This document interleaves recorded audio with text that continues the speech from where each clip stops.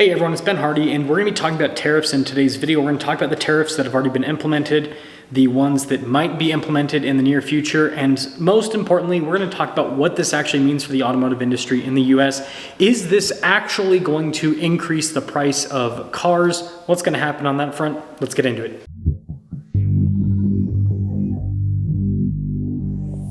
So there's really three areas to talk about: China, Canada/Mexico, and then Europe. If we start with China, this actually isn't going to have all that big of an impact because we just don't get that many cars sold to us from China. The two biggest manufacturers that actually sell cars made in China into the US market is Ford with the Lincoln Nautilus, which is a pretty low volume vehicle. And then you've got General Motors with some Buicks being built in China and then being shipped over here to the US. And so the 10% tariff that was already implemented, I think about a month ago or so, that's already come into effect. There's another 10% tariff on top of that. And so really all this is going to do is just probably cause Ford and General Motors to potentially move the production of those vehicles over to the US. Again, not a big deal. That's not going to shake up things all that much. Now, the thing that will definitely shake up things a lot more is the tariffs with Canada and Mexico. So 25% tariff. It was originally supposed to be implemented on March 1st, but now it's been moved out to April 2nd. Ford, Stellantis, and General Motors basically requested that the tariff gets pushed back a little bit so they can figure out things. If you don't know, with those manufacturers building vehicles, a lot of times parts and even vehicles will cross borders multiple times during production before they go off of the assembly line. And so there's a lot of stuff that has to be overhauled to bring everything into the US with, what has been going on production wise with cars over the last few decades. Now, the last one is going to be Europe. So an actual percentage amount hasn't been released yet. All we really have at this point is that we've got a trade deficit with Europe, and so we're going to have some tariffs implemented against them. It sounds like it's going to be somewhere similar to what we have with Canada and Mexico, where it's in that 20% range. And Europe's already come out and said that they, just like Canada, Mexico, China, and everyone else has already said that they're going to also implement tariffs as well. And so that's kind of the situation that we currently find ourselves in, is we already have some tariffs implemented against China. We'll soon have a tariff, again, if everything goes through on April 2nd, against Mexico and Canada of 25%, and then Europe. It sounds like that is going to happen not too far from now. Let's answer the question that everyone cares about. Is this actually going to increase the prices of vehicles? And the jokes that I've been seeing on this are absolutely hilarious. Like, my favorite is the Honda Civic. Honda's already announced they're going to build the newest Civic here in the US. So everyone said the new Civic is going to be $50,000. So quickly, China. Not going to be a big deal whatsoever. I kind of mentioned that earlier in the video, but we already have really big tariffs against China. China doesn't really import that many cars to the US. Some of you might argue that because we have such big tariffs against China, this has caused the EV market in the US to be way more expensive than it has to be because Chinese EVs are significantly less expensive. That's a video for another day, but either way, I don't think it matters how big the tariffs are on China. It's not really going to change things all that much, because we've already had big tariffs on China. Now, one caveat to note is, some of the electronic components that are being put in cars, yeah, there is some of that could definitely swing the price one way or another, but I think what you'd more likely see is potentially the moving of the production of that over to the United States. I mean, we already have those big chip foundries that are going to be built here in the US, and so I think that's kind of already on its way. And so either way, I don't think the whole Chinese market thing is going to have as big of an impact as what people might think.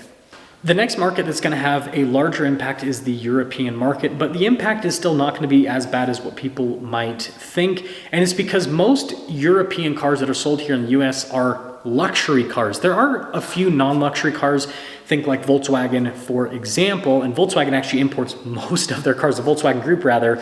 And so if there is a tariff implemented, it'll have a huge negative impact on the Volkswagen Group. But either way, because there's not that many non-luxury cars sold from Europe to the US, that means that tariffs aren't going to have that big of an impact on the customers. Well, it will still have an impact, and here's what the impact will look like. Either some production will have to be shifted towards the US, which could definitely increase prices if a manufacturer has to build a new factory, all that kind of stuff.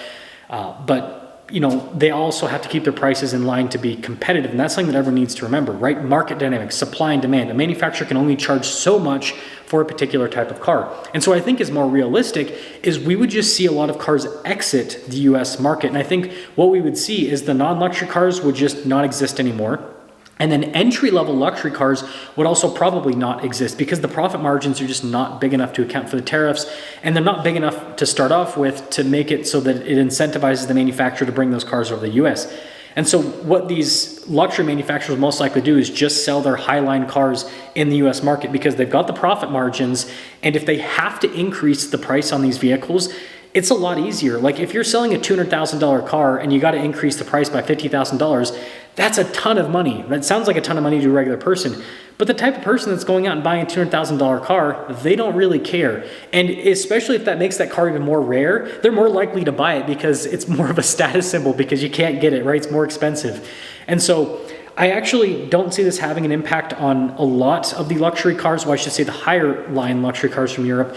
But I could see this getting rid of the non-luxury and getting rid of the entry-level luxury. Rather than an increase in price, they'll just stop selling them. I mean, we saw this with light-duty pickup trucks when the chicken tax was released. Manufacturers just either decided to move their production to North America, or they just don't sell that pickup truck in the US market. The Toyota Hilux is a great example of that. Now this leads us to the last one, which is Canada, Mexico. Now this is the one that'll have the biggest impact in my personal opinion, not only because geographically they're very close to us, but like I said, you have cars that cross borders multiple times because we are so close geographically, and you have parts that also cross multiple borders. And so things could get expensive really fast.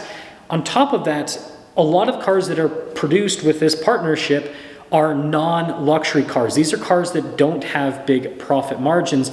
And so manufacturers will be left with one of two choices. Either move the production to the US and hope that you can produce it at a low enough rate so you don't have to increase prices too much, or try to increase prices, but like I said, market dynamics, supply and demand. You can only charge so much for a particular type of car. Nobody's gonna pay $50,000 for a Honda Civic.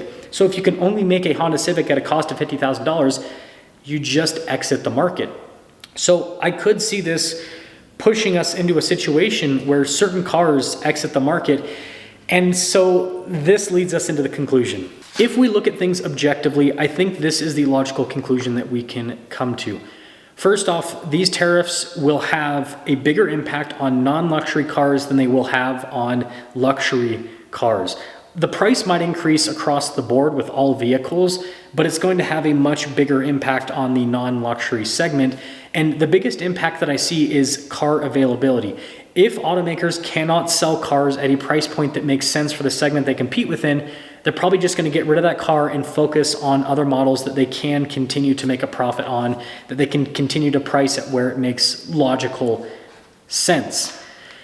And I think this is also going to be the death of just affordable cars in general. We've already seen this trend go on for about 20 to 30 years where there are fewer and fewer affordable cars available. And this is just a continuation of that trend. There are basically no cars that are under $20,000 now. I mean, you could get a Mitsubishi Mirage just a couple of years ago, or Nissan Versa. Mitsubishi Mirage is now dead. And the Versa, it sounds like that one's gonna go, and Nissan might not even last for that much longer at this rate. And then if you go up in price, sub $30,000, there's not that many cars left. And so I think that the biggest impact will actually be an extermination of these sub $30,000 cars rather, where manufacturers will just decide that it doesn't make any sense. They can't build them cheap enough to make it so they can make profit on those cars, and so they'll just exit.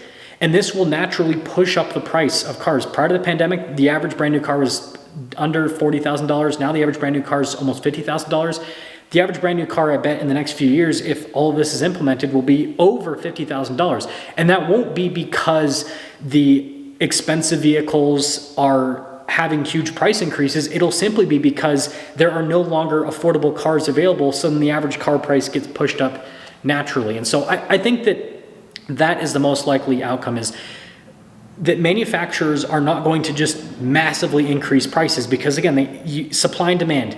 You either have pricing power or you don't. If you don't have pricing power and you can't make profit on a product, you just don't sell the product. I think that's what's most likely going to happen.